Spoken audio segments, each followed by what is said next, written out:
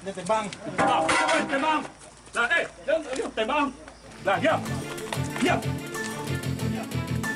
Tim Satres Narkoba Polres Damas Raya bergerak cepat menggerebek sebuah bunker di bawah tanah yang dijadikan sebagai tempat persembunyian dan transaksi narkoba. Dua orang bandar yang juga DPO tak dapat berkutik saat diamankan petugas di dalam bunker. Petugas kemudian melakukan pengembangan ke lokasi yang berada tidak jauh dari TKP di Nagari Sungai Rumbai, Kabupaten Damas Raya, Sumatera Barat dan meringkus 2 orang rekan pelaku. Dari penangkapan keempat orang DPO bandar narkoba kelas kakap ini, petugas berhasil mengamankan 7 paket kecil dan 5 paket sedang narkotika jenis sabu beserta timbangan digital dan plastik klip siap edar. Penangkapan dilakukan berdasarkan hasil penyelidikan dan laporan warga yang selama ini resah dengan maraknya peredaran narkotika jenis sabu di daerah Darmas Raya. Keempat pelaku bersama barang bukti sudah diamankan di Mapolres Darmas Raya. Atas perbuatannya, para pelaku dijerat Undang-Undang Nomor 35 Tahun 2009 tentang narkotika dengan ancaman hukuman maksimal 20 tahun penjara. Dari Kabupaten Darmas Raya, Sumatera Barat, Budi Sunandar, iNews melaporkan. Alah, Mul. Dayat, itu aja. Nah, wah. Gini Yas, aku tanya, di badan di rumahku ada barang dak? Suasana rumah di Kampung Sualang, Indrapura mendadak ricuh saat tim Harimau Buluah Polsek Pancung soal melakukan penggerebekan. Yang mau tanya, kok kamar siapa? Kamar dia lapor aja. Awak tinggal siko kan? Petugas mendapati 4 orang termasuk ibu rumah tangga berinisial IY sedang asyik mengkonsumsi sabu. Itu apa? Itu apa? Bakal dia ambil borgol. IY yang merupakan pemilik rumah diduga sebagai bandar narkoba yang selama ini meresahkan warga. Borgol. Dah. Di dalam kamar tuh si AC tinggal gini kok. Borgol. Saat digeledah, pelaku berusaha berontak dan mengelabui petugas. Namun upaya itu sia-sia setelah polisi menemukan 15 paket sedang sabu, timbangan digital, dan plastik klip yang disembunyikan di bawah tempat tidurnya. Keempat pelaku beserta barang bukti langsung digelandang ke Mapolsek Puncung Soal untuk diproses lebih lanjut. Atas tindakannya, IY dijerat pasal 114 ayat 2 Undang-Undang Narkotika Nomor 35 Tahun 2009 dengan ancaman hukuman hingga 15 tahun penjara. Dari Kabupaten Pesisir Selatan, Sumatera Barat, Budi Sunandar, iNews melaporkan. Kita awali informasi iNews pagi hari ini terkait dengan jumlah korban tewas akibat banjir yang menerjang di sejumlah daerah di Bali terus meningkat. Ya, hingga Rabu malam pemirsa, Polda Bali mencatat terdapat 9 korban tewas akibat banjir Bali yang tersebar di sejumlah wilayah. Di mana 4 orang tewas berada di wilayah Denpasar, 1 korban tewas di wilayah Badung, 2 orang tewas di wilayah Jembrana, dan 2 korban tewas lainnya di wilayah Gianyar. Selain korban tewas, banjir di Bali juga mengakibatkan banyaknya kerusakan bangunan pemirsa. Harus cukup deras di jembatan.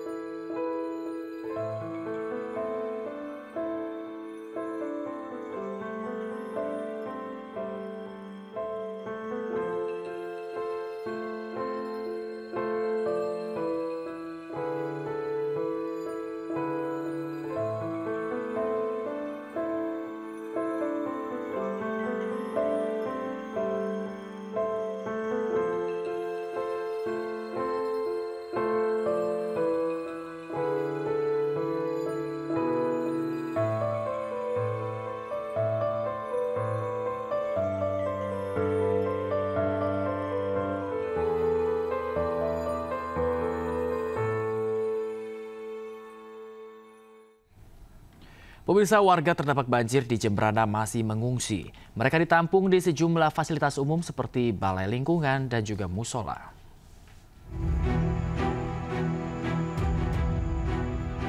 Sedikitnya 20 orang warga harus tidur di pengungsian karena rumah mereka belum bisa ditempati akibat masih tergenang banjir. Pihak BPBD Kabupaten Jemberana telah mendistribusikan makanan dan alas tidur untuk memenuhi kebutuhan para korban banjir. Sementara Bidokes Polda Bali membuka posko pengaduan orang hilang pasca bencana banjir yang menerjang wilayah Bali. Pos antemortem telah menemukan 5 jenazah dari wilayah Denpasar, Badu. Sementara itu 6 pengaduan diterima dari warga yang kehilangan anggota keluarganya. Jadi saat ini ada 11 orang yang kita inikan, 5 yang sudah meninggal, yang sudah ditemukan, dan 6 ada laporan orang hilang.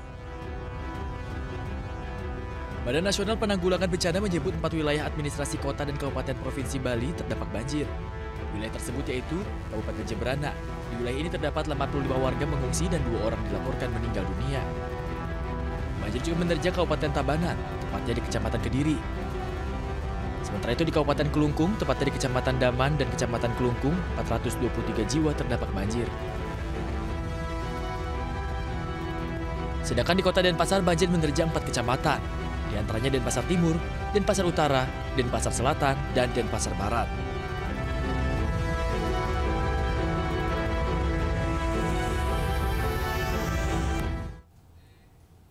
Pemirsa, banjir bandang juga terjadi di Lampung Barat, Lampung. Akibatnya puluhan rumah terendam dan sejumlah rumah warga hanyut terseret arus.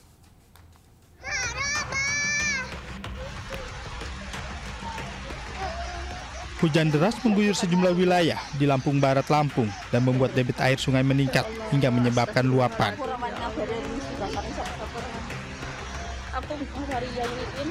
Akibatnya, banjir bandang menerjang puluhan rumah dan mengalami kerusakan. Bahkan 5 rumah lainnya hanyut terbawa derasnya arus air.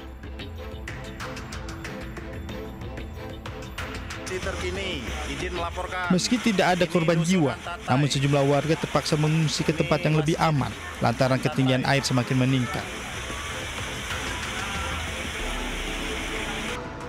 Selain menyebabkan banjir, longsor juga dilaporkan menutup sejumlah akses jalan penghubung. Dari Lampung Barat, Lampung, Hendriko Ngantung, iNews melaporkan. Selain itu, pemirsa, kota Karachi di Pakistan dilanda banjir parah setelah hujan yang deras. Jalan dan mobil terendam banjir membuat penduduk setempat mengungsi dengan berjalan kaki. Rekaman video menunjukkan jalan dan banyak mobil terendam banjir pada hari Rabu waktu setempat. Otoritas Manajemen Bencana Sindh mengumumkan bahwa lebih dari 300 orang telah diselamatkan di ibu kota komersial Pakistan. Departemen Meteorologi Pakistan memperingatkan akan terjadinya lebih banyak hujan di Sindh Selatan dan distrik tetangga di Balochistan pada minggu ini. Pihak berwenang memperingatkan akan adanya hujan lebat hingga 2 hari ke depan dan memungkinkan banjir parah di Karachi, di Hyderabad dan juga di Sukur.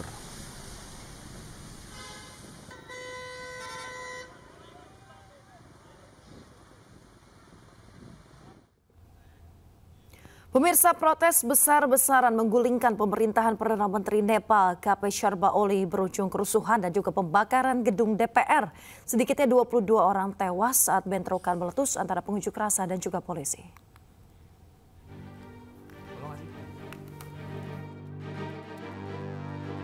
Demonstrasi besar yang digalang Gen Z di Nepal sejak hari Senin berubah menjadi tragedi yang menelan korban jiwa dan merusak bangunan negara.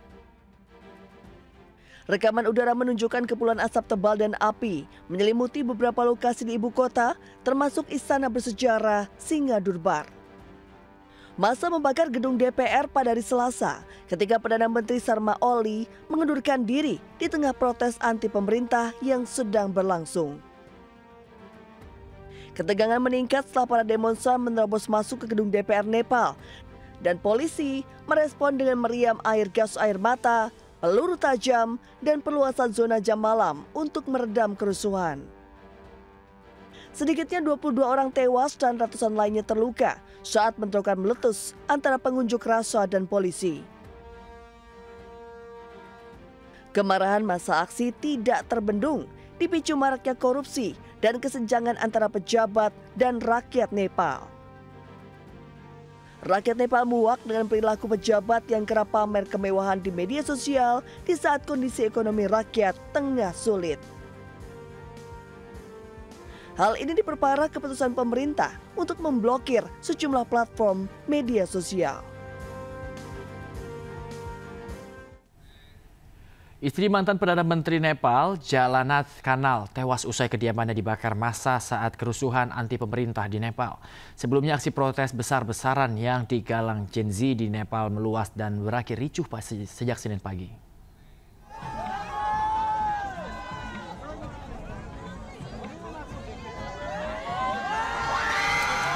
Aksi protes besar-besaran yang digalang Gen Z di Nepal mengguncang Kathmandu dan sejumlah kota lain di Nepal sejak Senin.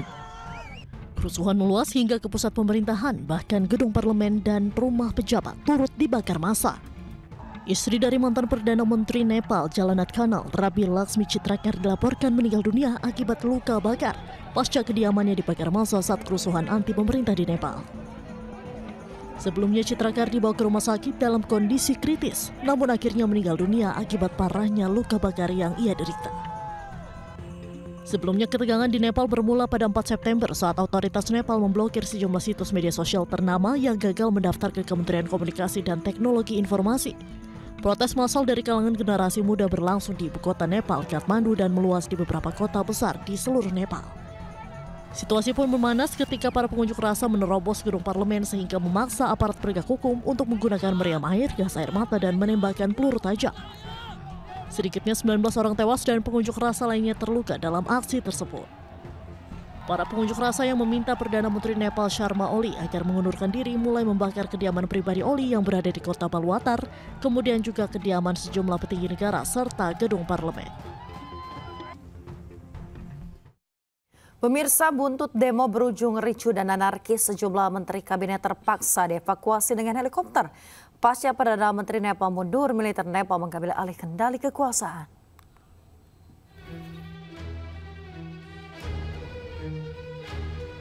Helikopter militer Nepal mengevakuasi para menteri dari rumah dinas mereka di kawasan Baisepati. Pejabat pemerintah lain juga dievakuasi ke barak militer dan mendapat pengamanan lebih ketat. Unjuk rasa di Nepal semakin anarkis setelah massa membakar rumah mantan Perdana Menteri KP Sharma Oli dan menargetkan sejumlah rumah menteri dan pejabat tinggi lainnya. Unjuk rasa bahkan dilaporkan juga meluas ke sejumlah kota lain.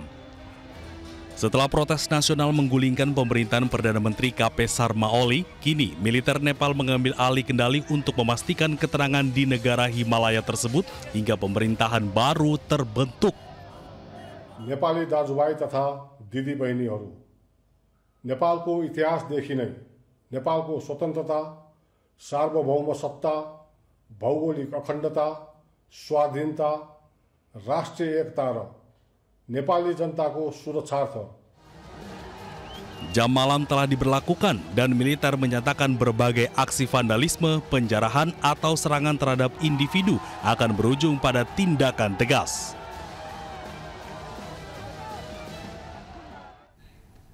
Informasi lainnya pemirsa, kapal bantuan kemanusiaan untuk Gaza kembali mendapat serangan teror pesawat tanpa awak saat tengah berlabuh di Tunisia. Serangan teror itu terjadi sehari jelang keberangkatan tim Global Summit Flotilla yang menantang blokade Israel di Gaza.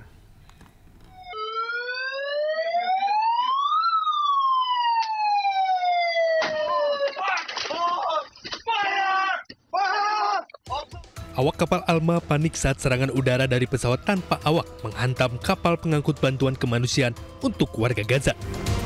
Kapal ini tengah bersandar di pelabuhan Sidi Bou Said, Tunisia.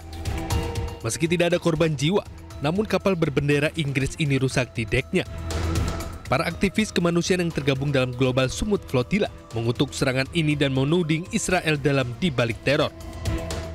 Yang diserang secara pengecut oleh Zionis ketika sedang berada di perairan Tunisia. Ini jelas sekali melanggar berbagai peraturan internasional, melanggar dalam bentuk penyerangan terhadap sipil yang tak bersenjata, menyerang di perairan milik negara lain, dan banyak lagi. Ini hanya menambah panjang rangkaian atau silsilah pelanggaran-pelanggaran Israel terhadap kemanusiaan di dunia ini.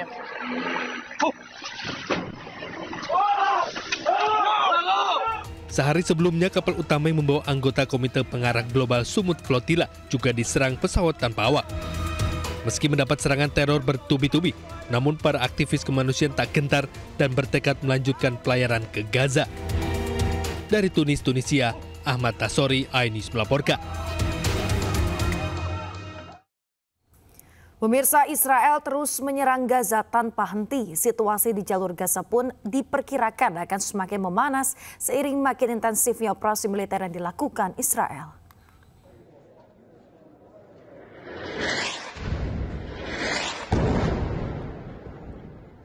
Israel terus membombardir kota Gaza. Tak hanya gedung-gedung tinggi dan pengungsian, rumah ibadah pun jadi target serangan Israel. Serangan udara Israel menargetkan Masjid Ibn Taimiyah di Deir al-Balah, Gaza Tengah, Selasa malam.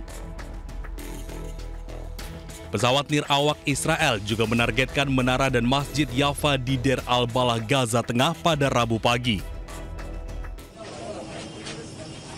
Sementara itu, pada Selasa tengah malam, Israel kembali meluncurkan serangan udara yang menargetkan tenda-tenda pengungsi di lingkungan Al-Maliyah di barat daya kota Gaza. Tercatat sejumlah warga sipil yang mengungsi meninggal dunia dan terluka, termasuk juga anak-anak.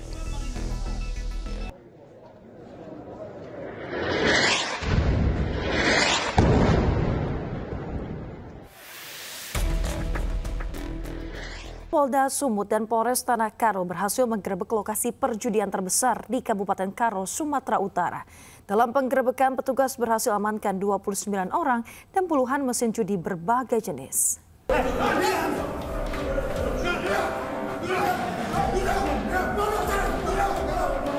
Setelah melakukan investigasi, tim gabungan Polda Sumut bersama Danpomdam 1 Bukit Barisan serta Polres Tanah Karo berhasil menggerebek lokalisasi judi terbesar di Tanah Karo yang berada di jantung Kabupaten Karo, Sumatera Utara. Petugas mengamankan 29 orang saat dilakukan penggerebekan. Namun setelah dilakukan pemeriksaan lebih lanjut, sebanyak 6 orang dibebaskan karena tidak terlibat dalam permainan judi.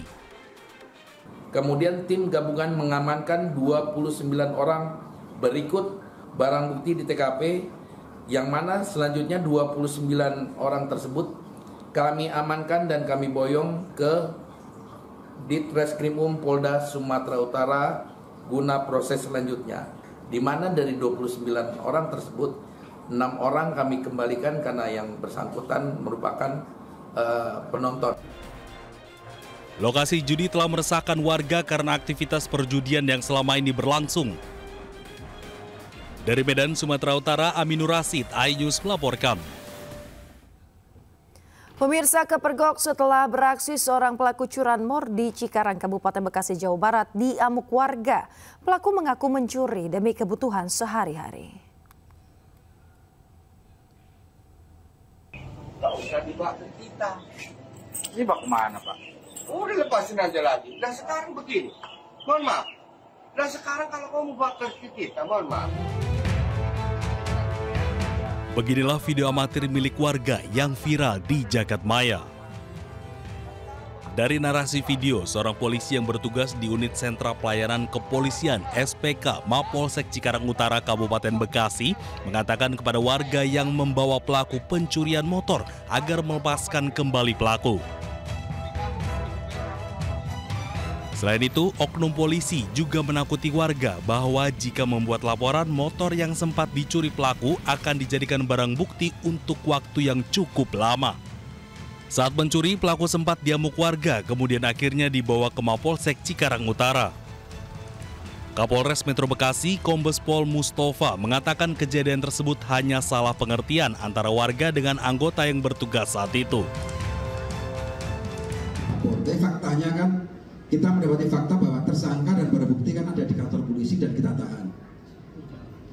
Jadi sementara anggota kita kan kita dilakukan oleh propam, tapi kita kan rekan-rekan juga bisa melihat bahwa tersangka juga ada di tempat kantor kepolisian, barang buktinya ada itu saja. Akibat video viral tersebut, anggota Polsek Cikarang Utara yang saat itu bertugas tengah diperiksa Propam Polda Metro Jaya. Dari Kabupaten Bekasi, Jawa Barat, Didit Junaidi, iNews melaporkan. Pemirsa, kepergok setelah beraksi seorang pelaku curanmor di Cikarang, Kabupaten Bekasi, Jawa Barat diamuk warga. Pelaku mengaku mencuri demi kebutuhan sehari-hari. Selain itu, pemirsa, kita ke informasi berikutnya. Pasca insiden pembunuhan ayah tiri di Bangkalan, Jawa Timur, salah satu pelaku akhirnya berhasil dibekuk polisi. Motif pelaku adalah dendam usai ibunya dinikahi oleh korban.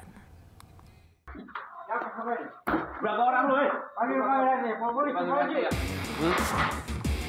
Seorang pelaku curanmor menjadi bulan-bulanan warga usai kepergok saat berusaha mengambil 2 motor dan akan mengambil motor ketiga di Cikarang, Kabupaten Bekasi. Saat pelaku ditangkap, warga juga mengamankan kunci letter T yang digunakan untuk merusak kunci motor. Korban mengetahui menjadi korban pencurian usai dirinya saat itu dibangunkan penghuni kontrakan lainnya. Selain motor aib, gembok gerbang turut dirusak pelaku. Tak berselang lama pelaku tertangkap saat warga melihat ada 2 motor hasil curian yang terparkir mencurigakan tak jauh dari lokasi. Saat dicari warga, pelaku ketahuan bersembunyi di bawah tangga kontrakan. Ini warga telah menyerahkan pelaku dan barang bukti ke Polsek Cikarang Utara untuk pemeriksaan lebih lanjut. Dari Kabupaten Bekasi, Jawa Barat, Didit Junaidi, iNews melaporkan.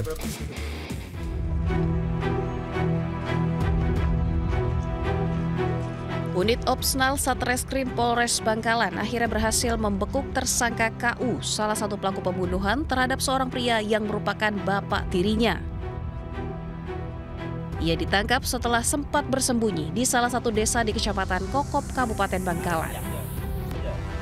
Kepada petugas, ia mengakui semua perbuatannya tanpa rasa penyesalan. Ia tega menghabisi nyawa ayah tirinya di depan ibu kandung hingga menyuruh adiknya membantu mengeksekusi dengan celurit yang sudah disiapkan. Pelaku yang merupakan anak tiri korban menyimpan dendam karena merasa hidup tak terurus setelah ibunya dinikahi korban sekitar 5 tahun lalu. Satu pelaku lainnya berinisial RO yang tak lain adalah adik tersangka masih dalam proses pengejaran polisi. Tersangka kini terancam hukuman penjara 20 tahun hingga pidana mati.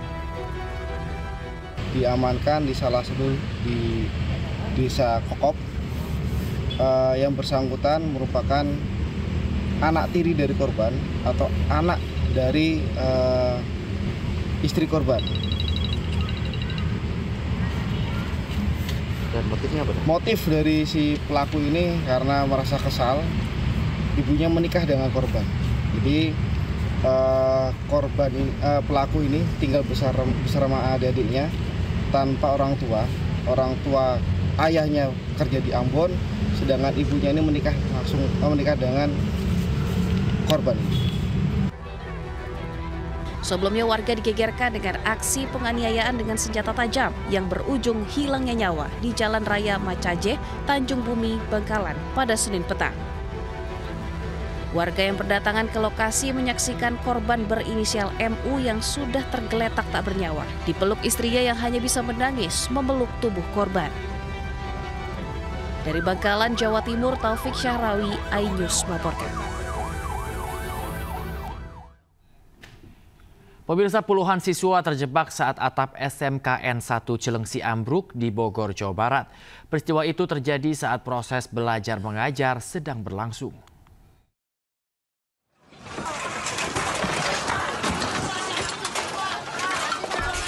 Para siswa sempat terjebak dan tertindih reruntuhan bangunan meski tak menelan korban jiwa. Namun lebih dari 30 siswa harus dilarikan ke rumah sakit.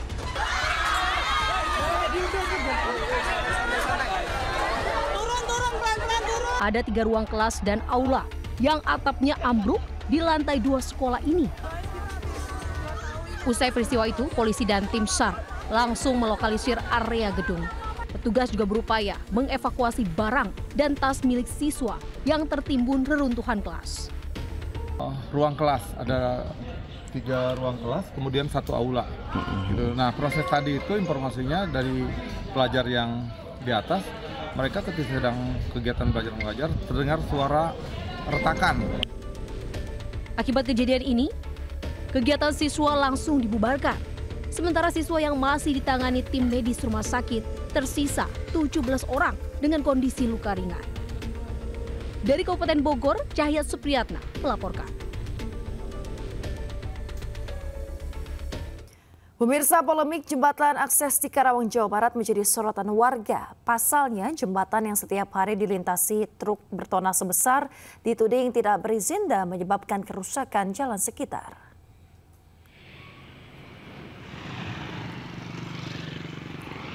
Pemirsa, seperti inilah kondisi jembatan akses di wilayah Karawang, Jawa Barat setiap hari. Jembatan dilintasi truk-truk bertona besar yang memicu keluhan warga. Jalan di sekitar pun rusak parah dan membahayakan pengendara. Di tengah polemik, legalitas pembangunan jembatan juga dipertanyakan. Namun pihak terkait membantah dan juga menunjukkan sejumlah dokumen pendukung sebagai bukti izin. Persoalan ini masih terus bergulir, masyarakat berharap polemik ini segera tuntas demi keamanan dan juga kenyamanan bersama. Jalan rusak, parah, kebul dan getaran, dan untuk masalah jembatan itu belum mempunyai diduga belum mempunyai izin resmi. Ya, harusnya ada tindakan dari pemerintah. Saya serahkan ke pemerintah biar clear. Yang pertama, sesuai dengan tujuan kami klarifikasi bahwa kami memiliki dokumen-dokumen tersebut. Lalu yang kedua, dokumen-dokumen tersebut diverifikasi, yaitu dokumen yang diterbitkan oleh BBWS. Pemirsa, Dinas Sumber Air DKI Jakarta buka suara terkait tanggul beton perairan di wilayah Cilincing, Jakarta Utara. Hal itu buntut dari terganggunya aktivitas nelayan untuk mencari ikan.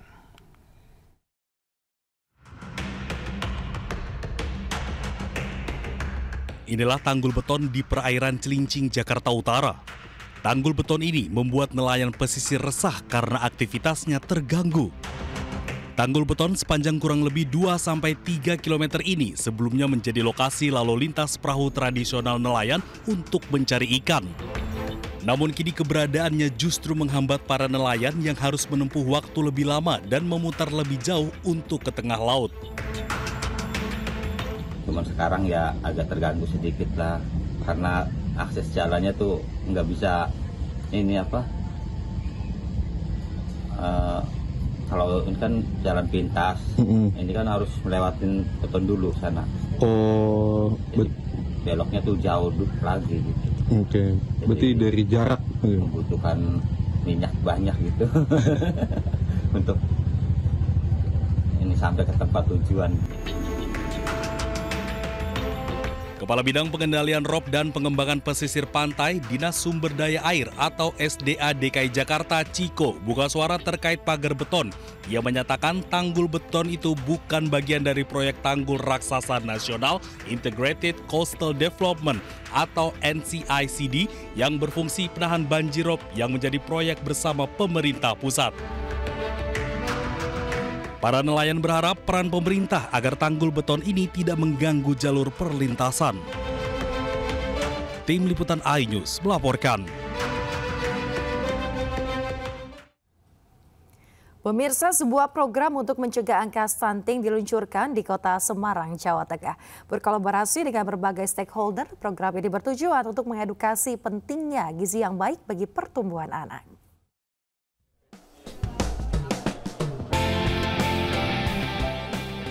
Pemkot Semarang meluncurkan sebuah program untuk mempercepat pencegahan dan penurunan angka stunting di Kota Semarang bertajuk Keluarga Cemara. Berkolaborasi dengan berbagai stakeholder, program ini berfokus pada peningkatan pengetahuan serta kesadaran masyarakat terhadap kesehatan gizi. Program ini menyasar 3 kelompok utama yang memiliki peran krusial dalam siklus kehidupan, yaitu remaja, ibu hamil, dan ibu yang memiliki balita. Dengan turut melibatkan masyarakat secara langsung, beragam kegiatan menarik dan interaktif dirancang dalam program ini termasuk kelas edukatif interaktif, pemeriksaan kesehatan, pemberian suplemen gizi, hingga kegiatan kreatif dan edukatif. Keluarga Cemara ini salah satu hal yang dilakukan untuk melakukan antisipasi terhadap berbagai macam gejala yang muncul. Antisipasi bagi yang sudah sehat supaya tidak sakit. Antisipasi bagi yang sakit supaya sakitnya tidak lebih parah. Antisipasi yang terdapat gejala supaya tidak menjadi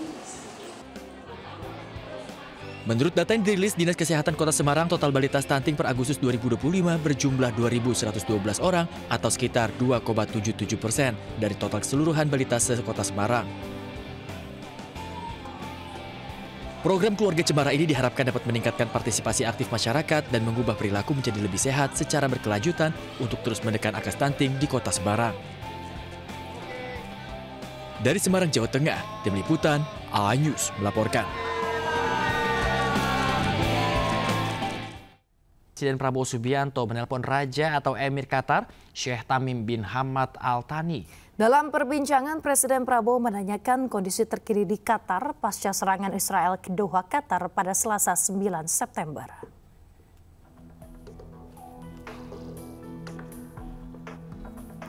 Pemirsa, momen tersebut diunggah melalui akun Instagram Sekretariat Kabinet. Indonesia menegaskan kembali solidaritasnya terhadap pemerintah dan juga rakyat Qatar serta menekankan komitmennya untuk mendukung semua upaya diplomatis untuk mencapai penyelesaian adil, komprehensif dan juga perdamaian berkelanjutan di Timur Tengah di bawah solusi dua negara.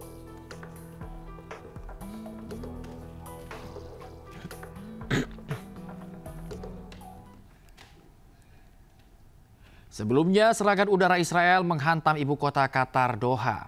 Serangan menargetkan para pejabat senior Hamas yang berkumpul untuk membahas proposal gencatan senjata Amerika Serikat terbaru untuk Gaza.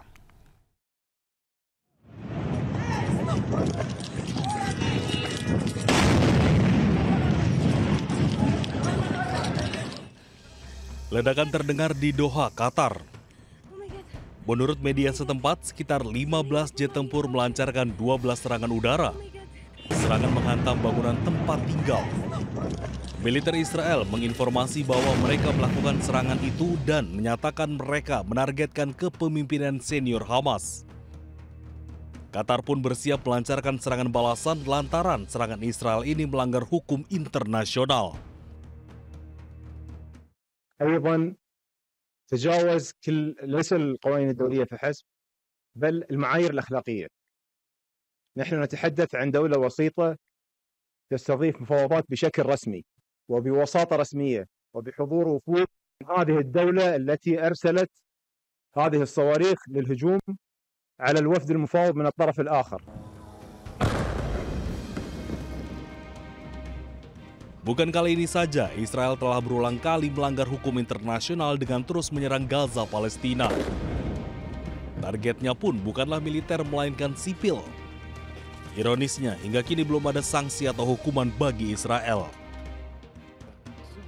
Presiden Prabowo pun ikut menyoroti maraknya pelanggaran hukum internasional dalam pertemuan dengan pimpinan negara anggota BRICS. Bahkan Prabowo terang-terangan menyebut negara berkuasa mengintimidasi negara lemah.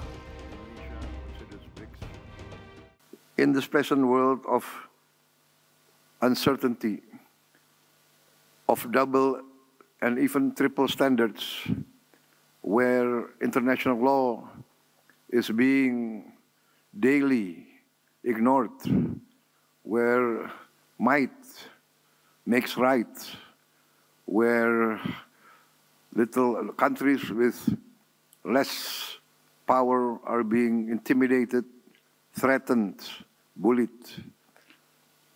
where trade and finance become weapon. We consider now this is the time that BRICS must continue to evolve.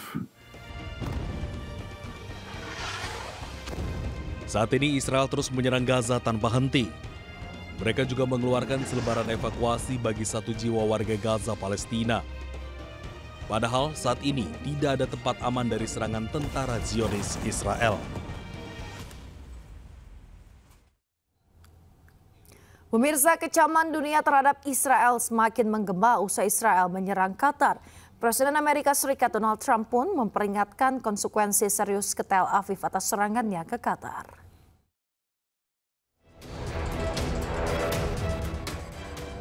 Presiden Amerika Serikat Donald Trump mengaku tidak senang dengan serangan Israel yang menargetkan para petinggi kelompok Hamas di Qatar pada Selasa waktu setempat.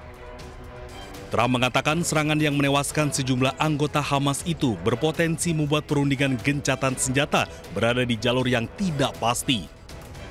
Sebelumnya Trump juga menegaskan keputusan Israel menyerang Doha dibuat sendiri oleh Perdana Menteri Israel Benjamin Netanyahu tanpa ada campur tangan Amerika Serikat. I'm never surprised by anything, especially when it comes to the Middle East. I would tell you this, I was very unhappy about it, very unhappy about every aspect, and we got to get the hostages back. But I was very unhappy about the way that went down. PBB pun mengutuk tindakan Israel yang menargetkan pimpinan senior Hamas di Doha dan menggambarkannya sebagai pelanggaran terang-terangan. I condemn this flagrant violation of the sovereignty and territorial integrity of Qatar. All parties must work towards achieving a permanent ceasefire.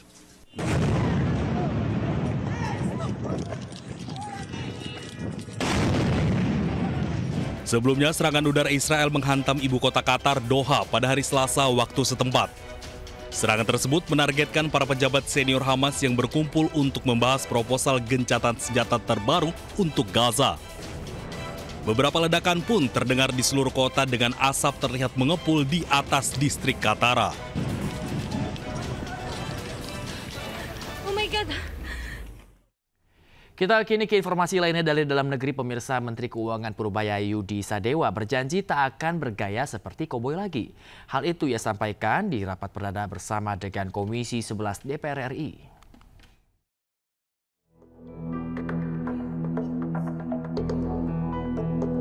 Menteri Keuangan Purbaya Yudi Sadewa berjanji tidak akan bergaya koboi.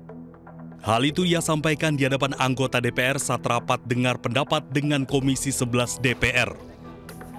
Saat rapat dengar pendapat dengan Komisi 11, ia berjanji akan berpegang pada pidato yang telah disiapkan oleh stafnya. Termasuk pemaparan tentang kebijakan keuangan yang ia sampaikan, semua sesuai dengan bahan yang telah disiapkan stafnya. Kalau waktu ketua LP saya katanya ngomongnya kayak agak koboi, sekarang nggak boleh saya baru merasakan dampaknya, rupanya beda. Jadi sekarang saya akan stick ke pidato yang sudah disiapkan oleh staf saya di sini, Pak. Jadi nggak ada session bebas lagi. Pak Menteri, boleh koboi tapi ada isinya. Siap. Sebelumnya, Purbaya jadi sorotan akibat berbagai pernyataannya yang menuai kontroversi. Tidak hanya itu, gaya komunikasi Purbaya juga dinilai seperti koboi. Meski demikian, ia telah meminta maaf dan berjanji akan memperbaikinya. Dari Jakarta, Tim Liputan iNews melaporkan. Pemirsa, usai rapat perdana dengan Komisi 11 DPR RI, Menteri Keuangan Purbaya Yudi Sadewa sampai ke Istana Kepresidenan Jakarta untuk menemui Presiden Prabowo Subianto. Ia mengaku akan melaporkan perubahan anggaran tahun 2026 usai rapat kerja di DPR. Laporan, kan ini tadi DPR kan ngomongin anggaran, ada berapa yang mesti laporin ke Presiden. Salah satunya apa yang mau dilaporin? Kan di sidang DPR kan pasti ada perubahan anggaran. Yang kita ajukan dan kita akan laporkan presiden seperti apa hasil diskusi dengan DPR itu. Jadi angkanya belum resmi karena masih didiskusikan juga dengan Pak Presiden. Terus anggaran apa, Pak? Pemirsa, putra Menteri Keuangan Purbaya Yudi Sadewa jadi sorotan. Di akun media sosialnya ia menulis jika ayahnya berhasil lengserkan agen CIA yang menyamar sebagai menteri. Dan publik menduga unggahan putra menteri ini tengah menyindir Sri Mulyani.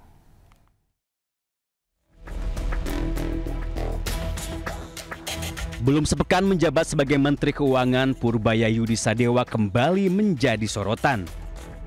Kali ini gara-gara cuitan sang anak Yudo Sadewa. Di akun media sosial pribadinya, Yudo Sadewa menulis jika ayahnya berhasil melengsarkan agen CIA Amerika yang menyamar menjadi menteri. Entah siapa agen CIA yang dimaksud.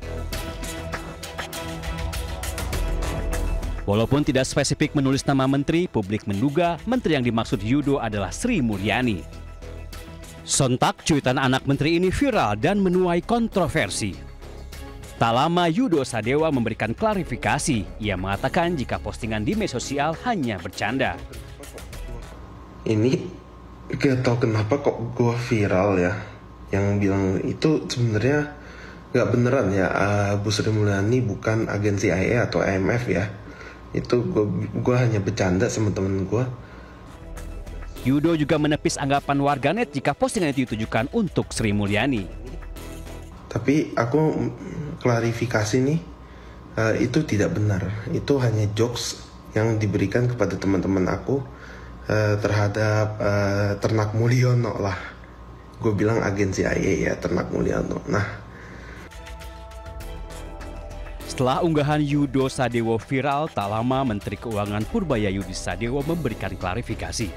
Menurutnya anaknya masih kecil dan belum paham apa-apa.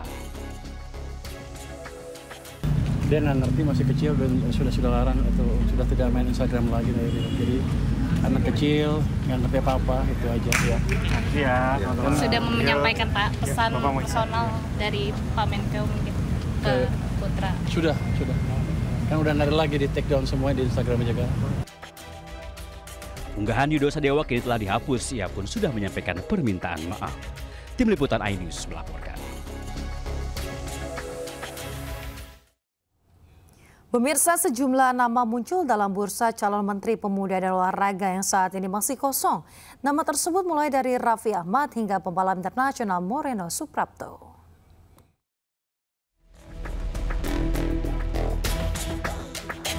Siapa pengganti Dito Aryo Tejo untuk menjadi Menteri Pemuda dan Olahraga masih menjadi misteri. Namun sejumlah nama muncul untuk mengisi kekosongan Menpora di Kabinet Merah Putih. Yang pertama ada Raffi Ahmad. Saat ini Raffi menjabat sebagai utusan khusus Presiden bidang pembinaan generasi muda dan pekerja seni. Selain itu, Raffi sebagai pemilik klub Rans Nusantara. Calon Menpora lain yakni berasal dari Partai Golkar, Putri Komarudin. Saat ini Putri merupakan anggota Komisi 11 DPR RI.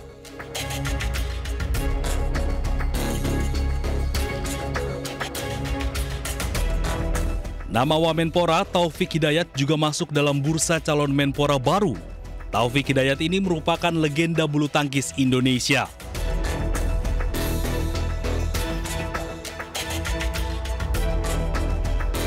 Selain Taufik, ada nama Moreno Suprapto. Pebalap internasional ini sekarang berada di Komisi 11 DPR RI.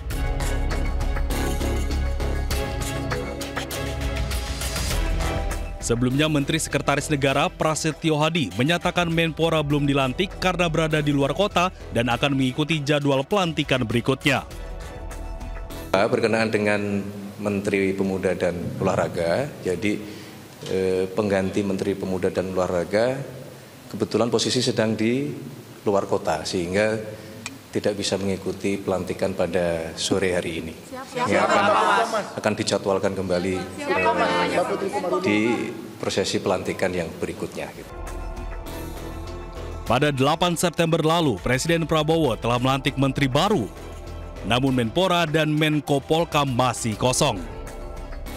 Untuk isi kekosongan, Presiden Prabowo menunjuk Safri Syamsuddin sebagai Menko Bidang Politik dan Keamanan ad interim.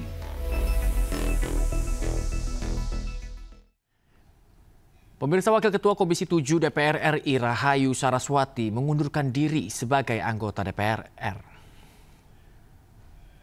Mengusulkan kepada pemerintah untuk dapat menegosiasi. Rahayu menyampaikan permohonan maaf dan juga terima kasih pemirsa maksud kami atas dukungan yang telah diberikan oleh konstituen di daerah pemilihan Jakarta Utara, Jakarta Barat hingga Kepulauan Seribu. Dirinya mengungkap alasannya memutuskan mundur dari DPR. Ia menyebut keputusan ini terkait dengan pernyataannya dalam podcast pada Februari 2025 lalu yang dipotong dan diviralkan pada Agustus lalu. Mulai dari kira-kira 2 minggu sebelum 17 Agustus.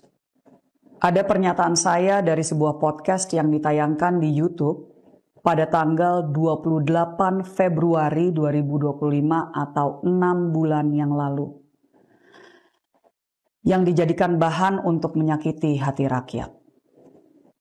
Podcast itu adalah on the record di Antara TV Indonesia dan berjudul Rahayu Saraswati Kupas Isu Perempuan hingga Kolaborasi Ekonomi Kreatif. Saya berbicara dengan pembawa acara selama 42 menit lebih tentang berbagai isu. Bagi masyarakat yang ingin mengetahui apa saja yang saya sampaikan secara menyeluruh, silahkan menonton agar mendapatkan konteks dari apa yang saya sampaikan. Kesalahan sepenuhnya ada di saya. Oleh sebab itu, melalui pesan ini, saya ucapkan permohonan maaf yang sebesar-besarnya atas ucapan dan kesalahan saya.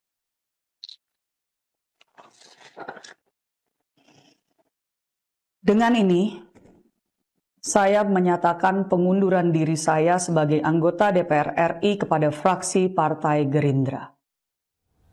Pemirsa, konten kreator sekaligus influencer Ferry Irwandi merespons soal dugaan tindak pidana yang disampaikan oleh Satuan Siber TNI. Melalui unggahan akun sosial media pribadinya, Ferry Irwandi memastikan tidak akan kabur dan akan menghadapi dugaan tindak pidana yang disampaikan pihak TNI. Ada konsultasi antara 3 atau 4 jenderal TNI itu ke Polri ya. Gue juga nggak ngerti, mereka bilang diduga atau fakta, nggak tahu pencemaran nama baik atau apa gitu. Gue juga nggak paham karena sampai sekarang juga belum jelas. Nah yang mau gue update sekarang ternyata itu tidak bisa dilanjutkan. Kenapa demikian? Karena udah ada putusan MK yang dari awal kita semua yang punya isi di dalam kepala kita juga paham ada aturan, ada ketentuan, ada putusan yang sudah berlaku bahwa lembaga negara atau institusi itu tidak bisa menuntut warga negaranya.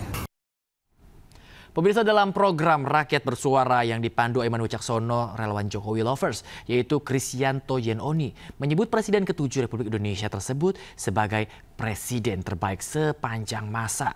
Nah, hal ini pun dibantah oleh ekonom Ihsanuddin Nursi hingga menimbulkan perdebatan yang panas. Sempat tepuk tangan, tapi ketika sampai di situ saya mulai kok ada yang aneh ya. Itu hak Anda. Gini, apapun yang Anda katakan tentang Jokowi, mayoritas rakyat Indonesia hari ini melihat Jokowi presiden terbaik. Itu fakta.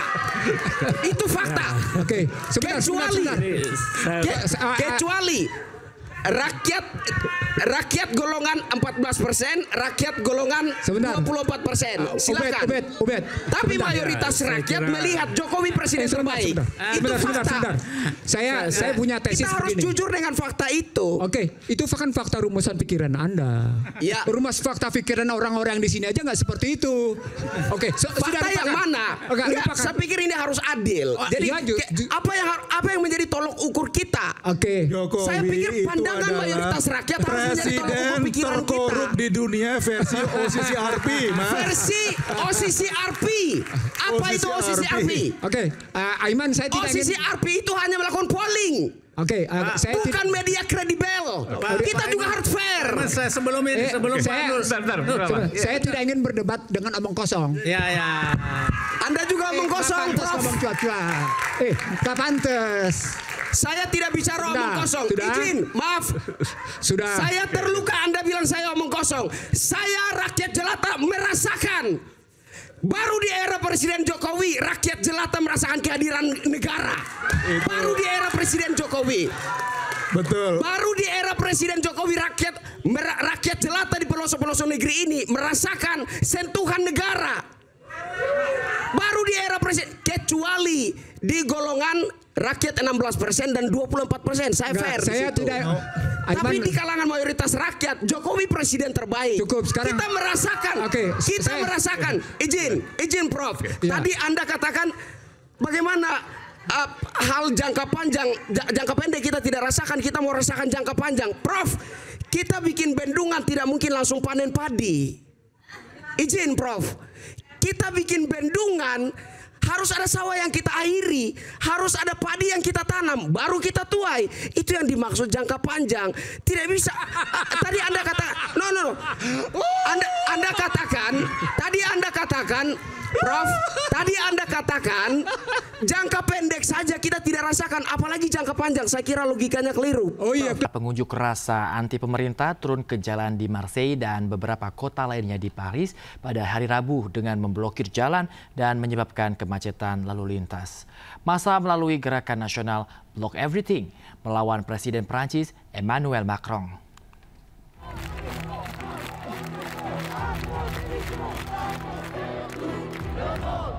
Aksi unjuk rasa di area La Valentine menunjukkan para demonstran mengibarkan bendera, memegang spanduk dan meneriakkan slogan-slogan pro-Palestina. Kerumunan massa juga terlihat memblokir bundaran dan sebuah sekolah setempat, sementara polisi berusaha membubarkan pengunjuk rasa dengan gas air mata.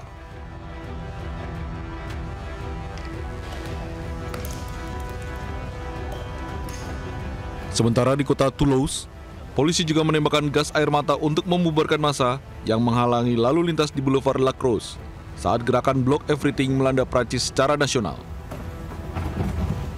Para pengunjuk rasa menumpuk tempat sampah di jalan, menghalangi kendaraan lewat, sebelum polisi datang untuk membubarkan kerumunan dan membersihkan jalan. Kerusuhan tersebut menyusul runtuhnya pemerintahan Perdana Menteri Francois Bayrou yang telah menjerumuskan Prancis ke dalam krisis politik terbarunya. Menurut laporan media, pihak berwenang mengerahkan 80.000 petugas polisi di seluruh negeri, termasuk 6.000 di ibu kota, karena khawatir pengunjuk rasa mencapai 100.000 warga. Protes Block Everything yang meluas terjadi setelah Perdana Menteri Francois Bayrou digulingkan dalam mosi tidak percaya Majelis Nasional atas rencana pengurangan defisit anggaran Prancis. Dalam waktu kurang 24 jam, Presiden Macron menunjuk Bastien Lecornu sebagai Perdana Menteri kelima Prancis dalam waktu kurang dari 2 tahun.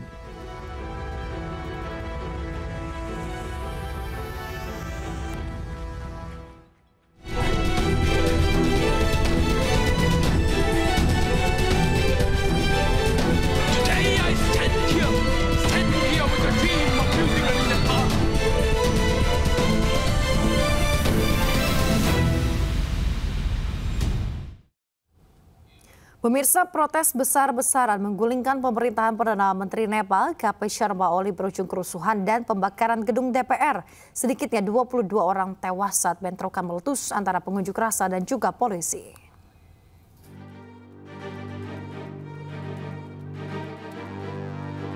Demonstrasi besar yang digalang Gen Z di Nepal sejak hari Senin berubah menjadi tragedi yang menelan korban jiwa dan merusak bangunan negara. Rekaman udara menunjukkan kepulan asap tebal dan api menyelimuti beberapa lokasi di ibu kota, termasuk istana bersejarah Singadurbar. Massa membakar gedung DPR pada hari Selasa ketika Perdana Menteri Sharma Oli mengundurkan diri di tengah protes anti pemerintah yang sedang berlangsung.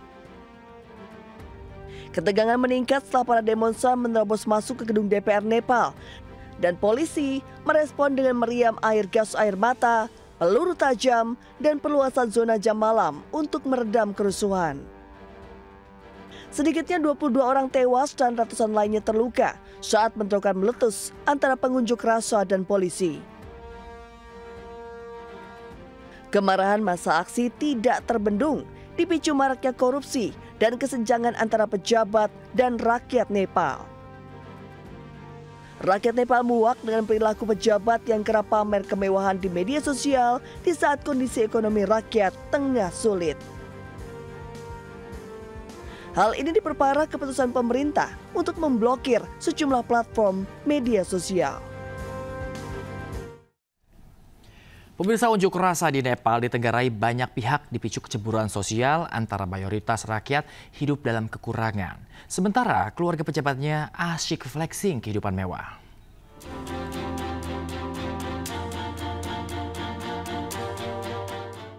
Jelang demo besar-besaran yang berujung tumbangnya pemerintahan Nepal, tagar politician Nepo Baby Nepal, Nepo Kids, dan Nepo Baby trending di media sosial. Keluarga para pejabat dan anak-anaknya digambarkan tampil flexing, bergaya hidup mewah dengan menampilkan barang-barang bermerek di kehidupan sosialnya. Hal ini disebut-sebut sebagai pemicu emosi para demonstran. Kondisi ini berbanding terbalik dengan infrastruktur Nepal yang masih terbelakang dan kehidupan rakyat Nepal yang mayoritas masih hidup dalam kemiskinan.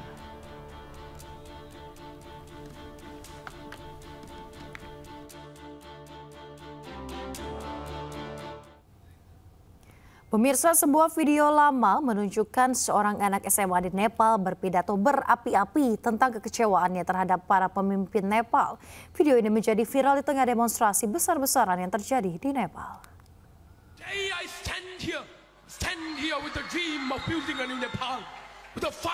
Video seorang anak laki-laki yang masih duduk di bangku SMA, Avishka Raut, mendadak viral setelah menyampaikan pidato berani tentang isu korupsi di Nepal dalam sebuah acara sekolah. Dalam pidato berjudul Jai Nepal yang ia bawakan pada Maret 2025 itu menarik perhatian publik karena gaya penyampaiannya yang tegas dan penuh semangat, hingga membakar semangat generasi muda di tengah demonstrasi besar-besaran yang terjadi di Nepal.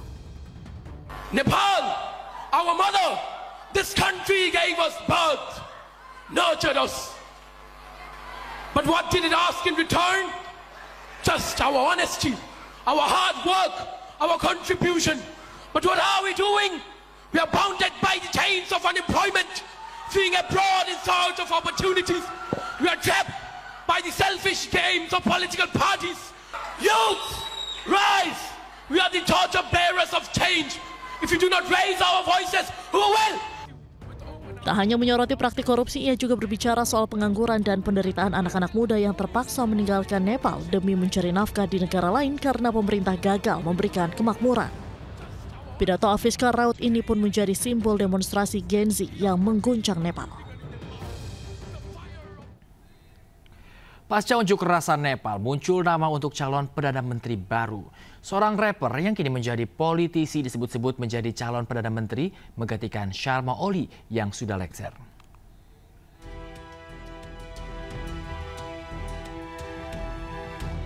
Pasca unjuk rasa Nepal, muncul nama untuk calon Perdana Menteri baru. Nama itu adalah Balen Shah, seorang rapper yang kini menjadi politisi. Shah merupakan wali kota Kathmandu. Shah atau yang populer dengan nama Balen kini menjadi figur yang ramai disebut-sebut sebagai calon Perdana Menteri baru Nepal, menggantikan Oli yang lengser setelah gelombang demo menewaskan sedikitnya 19 orang. Dorongan untuk Balen sendiri memang menyebar luas di media sosial. Bagi kaum muda, pria berusia 33 tahun ini mewakili tipe kepemimpinan yang telah lama warga Nepal cari. Praktis, mudah dipahami, dan tidak kaku kegagalan sistematik.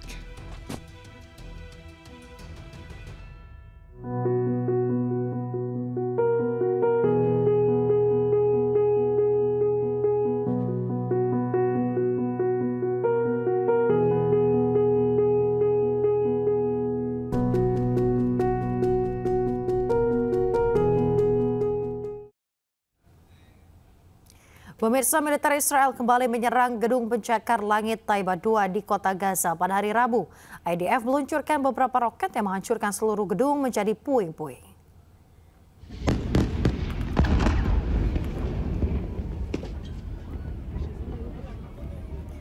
Serangan udara oleh militer Israel menyasar gedung tinggi Taiba 2. Sebelumnya pemerintah dievakuasi telah diluncurkan guna memperingatkan penduduk Gaza untuk segera mengungsi. Video merekam momen serangan menghancurkan bangunan runtuh sementara kepulan asap tebal membumbung tinggi di atas kota Gaza. Warga setempat berlarian panik sementara seorang anak terluka di wajah akibat pecahan peluru. Setelah serangan yang menghancurkan gedung Taiba, warga menyisir reruntuhan guna mencari korban yang bisa diselamatkan.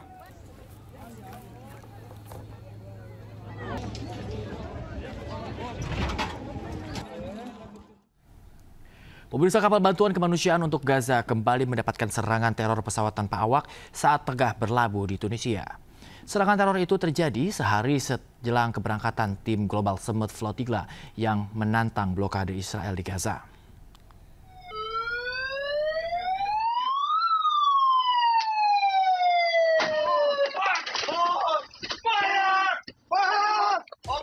Awak kapal Alma panik saat serangan udara dari pesawat tanpa awak menghantam kapal pengangkut bantuan kemanusiaan untuk warga Gaza. Kapal ini tengah bersandar di pelabuhan Sidi Bou Said, Tunisia. Meski tidak ada korban jiwa, namun kapal berbendera Inggris ini rusak di deknya. Para aktivis kemanusiaan yang tergabung dalam Global Summit Flotilla mengutuk serangan ini dan menuding Israel dalam dibalik teror. Yang diserang secara pengecut oleh Zionis ketika sedang berada di perairan Tunisia. Ini jelas sekali melanggar berbagai peraturan internasional, melanggar dalam bentuk penyerangan terhadap sipil yang tak bersenjata, menyerang di perairan milik negara lain, dan banyak lagi. Ini hanya menambah panjang rangkaian atau silsilah pelanggaran-pelanggaran Israel terhadap kemanusiaan di dunia ini.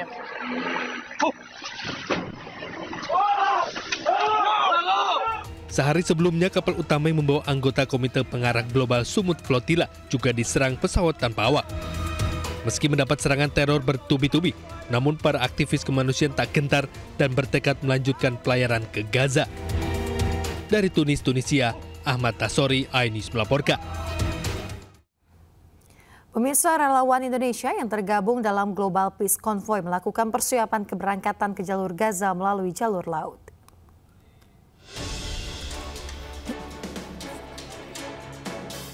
Puluhan aktivis kemanusiaan Indonesia yang tergabung dalam Indonesia Global Peace Convoy atau IGPC akan menuju pelabuhan yang menjadi titik pemberangkatan ke jalur Gaza. Kesiapan para aktivis yang berangkat sesuai jadwal yang telah ditetapkan oleh Steering Committee melalui pelabuhan Sidi Bou Said, Tunisia. Duta Besar Indonesia untuk Tunisia, Zuhairi Misrawi, ikut melepas secara langsung keberangkatan para delegasi Indonesia. Saya di sini melepas dengan doa dan sekali lagi selamat menjadi bagian dari sejarah bangsa kita, sejarah Palestina, sejarah dunia, sejarah besar.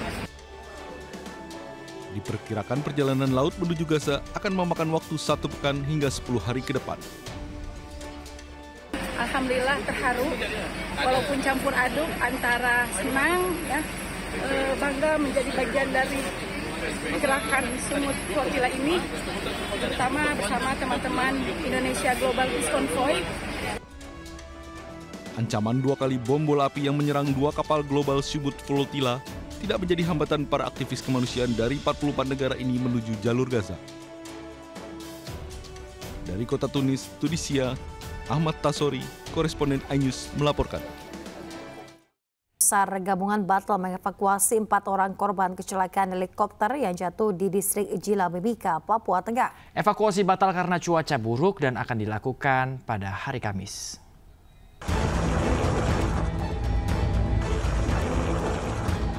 Keberadaan helikopter PKIWS yang hilang kontak di distrik Jila Mimika, Papua Tengah telah ditemukan. Meski demikian, evakuasi terhadap 4 korban saat ini belum dilakukan karena terkendala cuaca yang buruk. Rencananya evakuasi akan dilakukan Kamis pagi dengan menggunakan helikopter penyelamat untuk dapat mendekat kepada helikopter PKIWS. Terkait, kami memutuskan untuk rencana operasi SAR atau proses untuk evakuasi para korban akan dilaksanakan besok. Karena hari ini cuaca memang tidak mendukung untuk kegiatan pelaksanaan operasi SAR. Untuk rencana besok jam 5:30 kita akan melaksanakan operasi SAR, dan rencana operasi SAR besok adalah kami akan terbang dengan heli dari PT Angkasa terlebih dahulu untuk mengobservasi, untuk mengecek lokasi yang sekiranya aman dan lebih dekat dengan helikopter tersebut, mengingat helikopter tersebut jatuh ke jurang. Sebelumnya helikopter PKIWS milik maskapai penerbangan Intan Angkasa sempat hilang kontak di distrik Jila Mimika, Papua Tengah. Pesawat mengangkut 4 penumpang, yakni Eko Puja selaku pilot, Sudiarman selaku kru, serta 2 penumpang bernama Anto dan Zulkifli. Pesawat mengangkut 4 orang, yakni Eko Puja selaku pilot, Sudiarman selaku kru, serta 2 penumpang bernama Anto dan Zulfiki.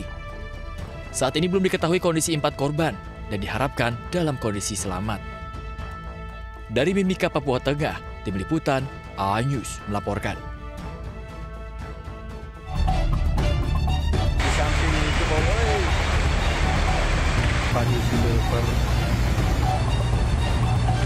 Telah terjadi banjir bandang.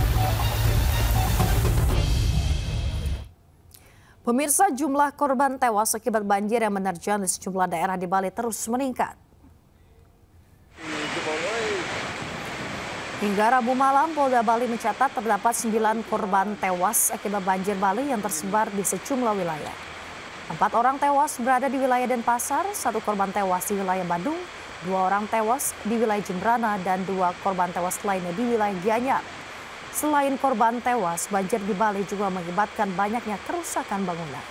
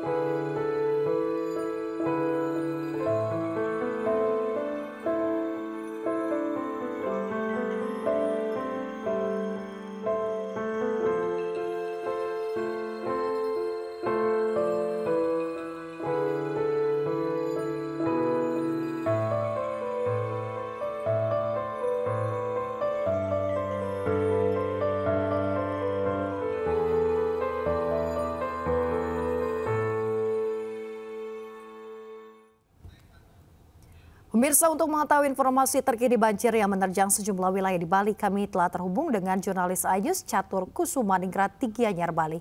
Selamat pagi Catur, seperti apa kondisi banjir di tempat Anda melaporkan saat ini? Silakan. Baik, selamat pagi. Dapat kami laporkan saat ini saya berada di Jalan Raya Pasekan di Desa Batu Bulan, Kabupaten Gianyar, Bali.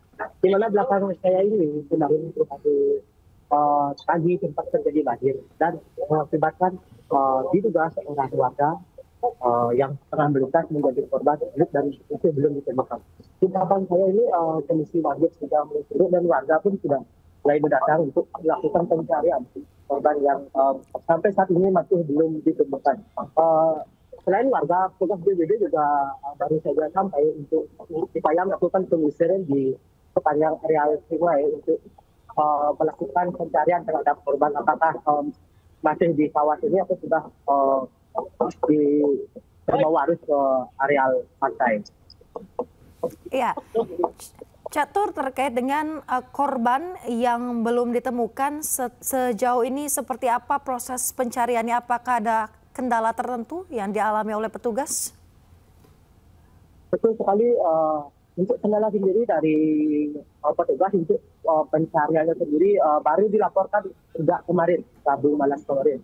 Namun menurut warga, korban di tempat diketahui hilang sejak Rabu dini hari saat terjadi hujan deras, di mana korban seorang perempuan asal desa Guang pada saat kejadian tengah melintas di Jalan Raya Pasekan dan hendak pergi ke pasar untuk berdagang.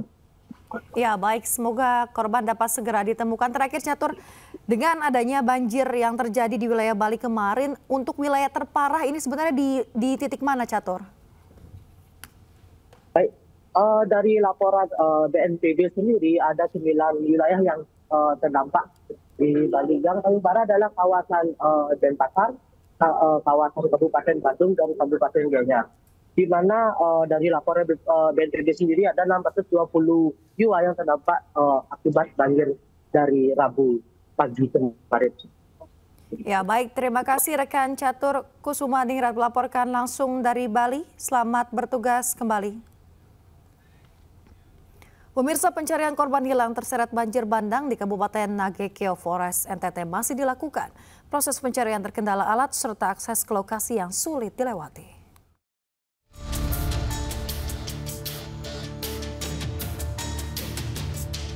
4 warga meninggal, 2 luka berat, dan 4 warga lainnya hilang akibat banjir bandang yang menerjang Desa Sawu, Kecamatan Mauponggo, Kabupaten Nagekeo, Flores, Nusa Tenggara Timur. Korban yang meninggal merupakan satu keluarga ditemukan di dalam rumah yang hanyut terbawa arus banjir. Rumah korban hanya berjarak sekitar 150 meter dari bantaran sungai. Petugas gabungan terus mencari 4 warga dengan alat seadanya karena lokasi kejadian masih belum bisa dilewati alat berat. Sebelumnya banjir bandang menerjang Desa Sawu, Kecamatan Mauponggo, Kabupaten Nagekeo, Flores, Nusa Tenggara Timur. Aliran deras air dan bebatuan menghancurkan rumah yang berada di bantaran sungai. Menurut BNPB setempat, 18 desa masih terisolir akibat banjir tersebut.